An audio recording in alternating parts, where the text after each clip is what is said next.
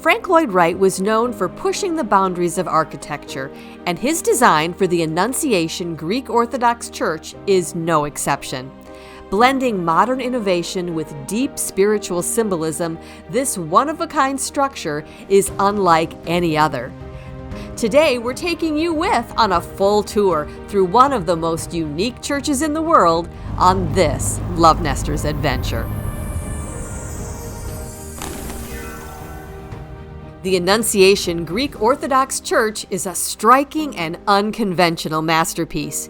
With its round shape and futuristic appearance, the building resembles something out of a science fiction movie, yet its design is rooted in symbolism.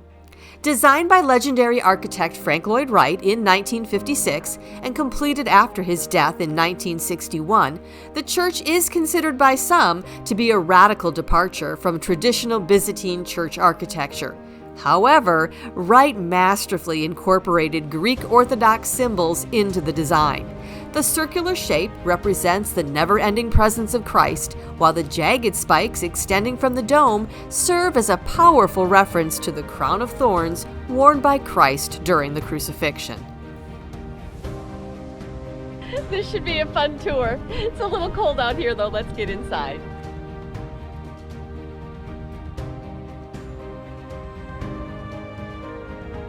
Upon entering the building, visitors are welcomed by a low-ceilinged narthex, a hallmark of Wright's architectural style, designed to create a sense of compression before opening into the expansive, awe-inspiring main sanctuary.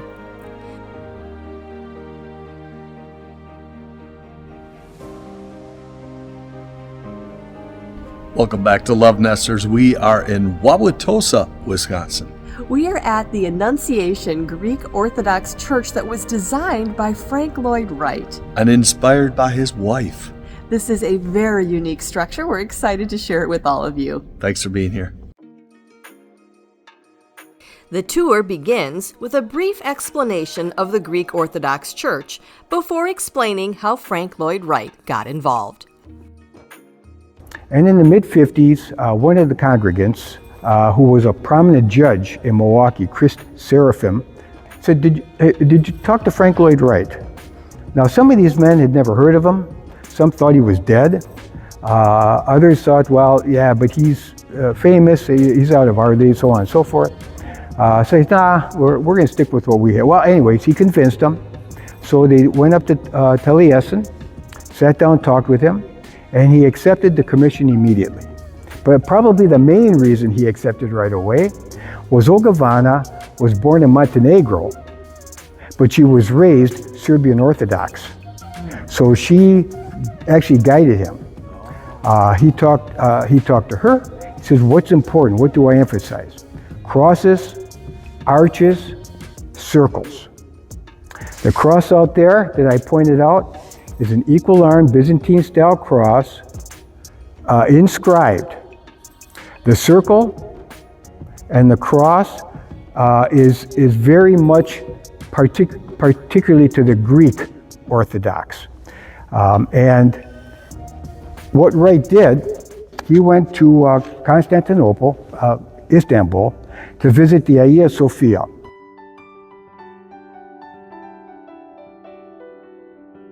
So he designed this church after the Hagia Sophia.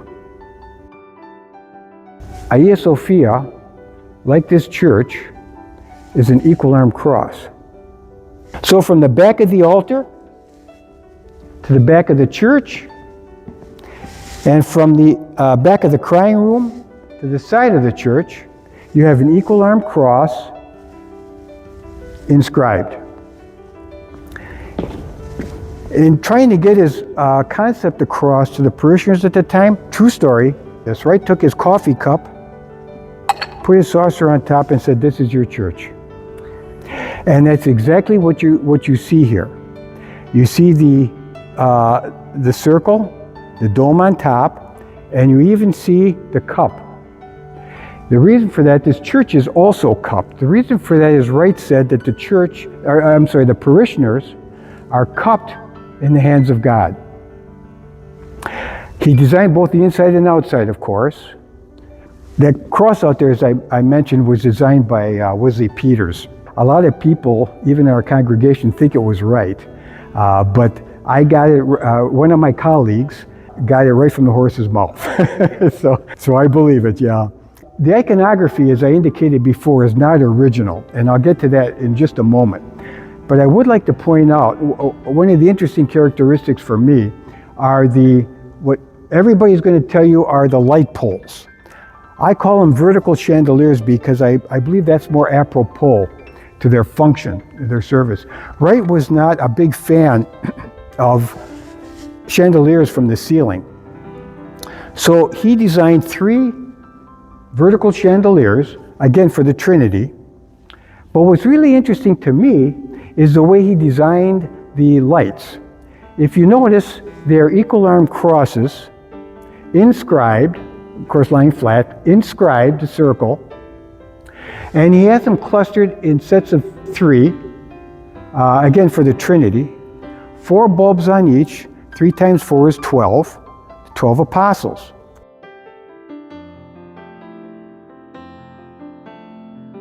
Now, you notice there's no central aisle. Very unusual. In fact, I don't ever remember walking into a church that didn't have a central aisle. There's a reason for it. Wright, using Orthodox concepts, knowing we're a triune church, Father, Son, and Holy Spirit, he designed 3 sections. Also, you notice there are 4 pews in the main section here, and I probably don't have to repeat that 3 times 4 is 12, once again for the 12 apostles. As I mentioned, the iconography is not original. We do have the original that were done. They were not completed downstairs. Eugene Masselink was the artist that Wright chose to draw the icons.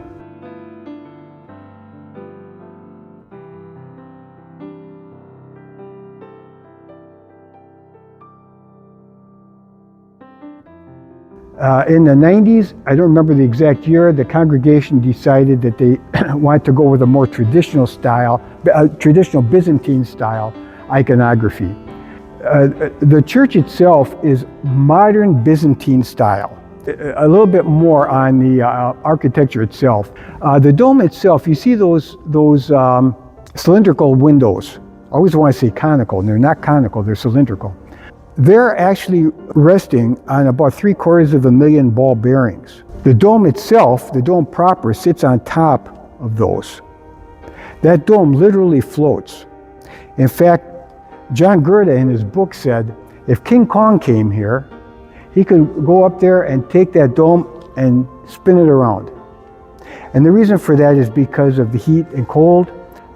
So the expansion and contraction, we would be having more trouble with the dome than we do now. Like a lot of Wright buildings, we have maintenance issues too. In fact, probably all of Wright's buildings. We have maintenance issues as well. So again, with the cross, the arches, and the circles, you see it throughout the building. Again, you see there are no sharp edges. On the bishop's throne, for instance, here, you see the similar style.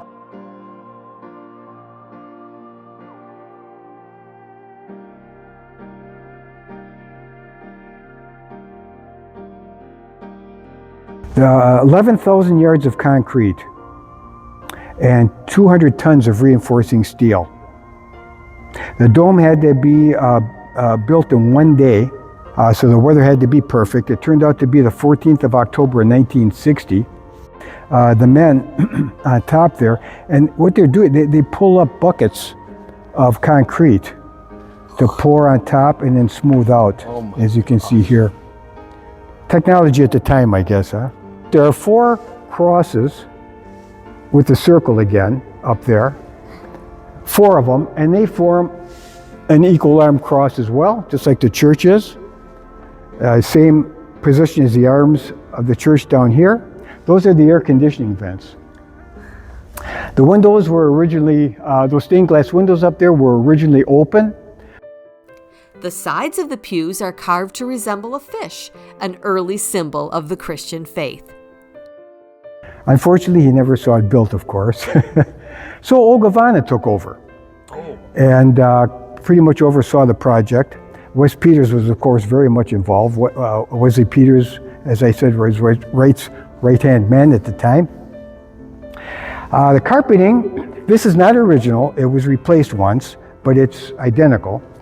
The dome itself was originally blue on the inside, which most Orthodox church domes are. Unfortunately, it caused a greenish hue on the gold carpeting.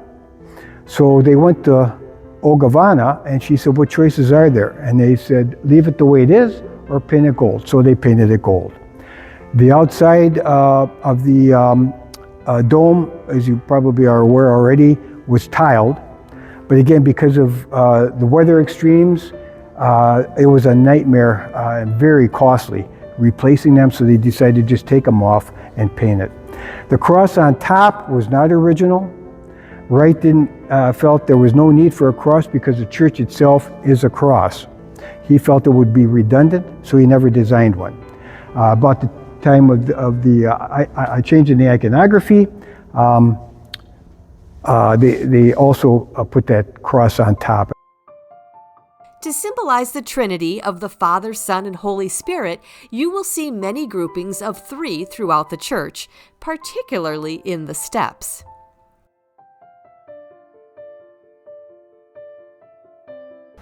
Wright, of course, was a big fan of natural light, too. So he had not designed it to have stained glass at the time? Correct. When touring the church, a visit to the basement reveals the original iconography that once adorned the front of the church.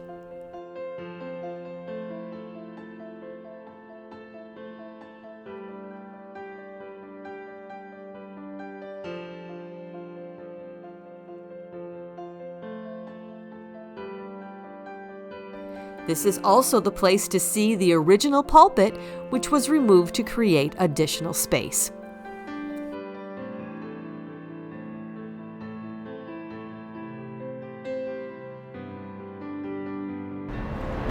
This is, of course, a chapel.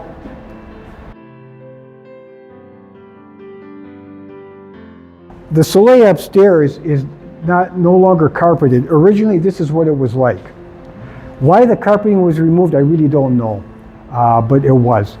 Another thing is the altar table here is a half circle, which the one upstairs is also.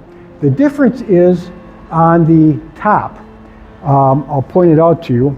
You see, this one is a half circle, blends with this, but the one upstairs was changed to rectangular because the altar covers fit better that way.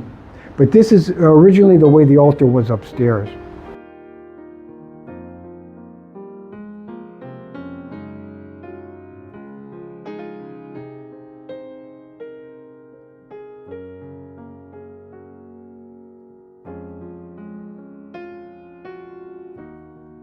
That's another concept that Wright did that I don't believe any other church has, and that's 2 choir lofts.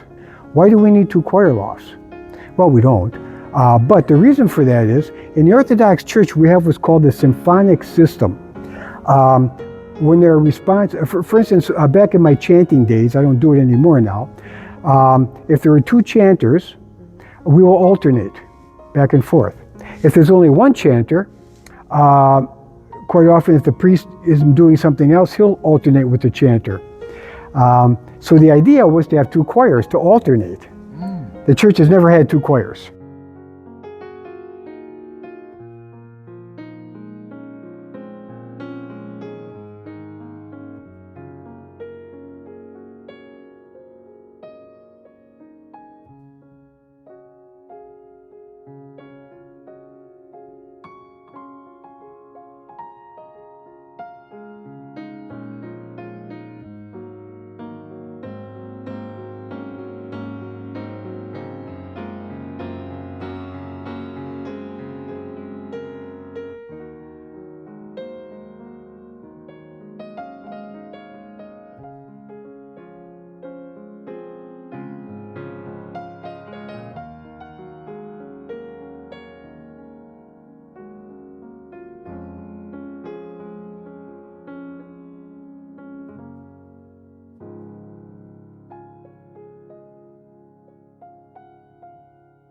The etchings over there, that's not original.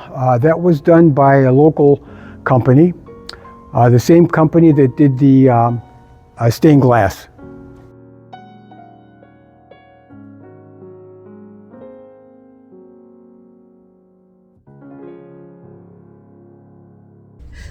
If you're near Wauwatosa, Wisconsin, and you're a Frank Lloyd Wright fan, you have to stop in at this church. And if you're looking for more Frank Lloyd Wright videos, check out some of these. Thanks for being here.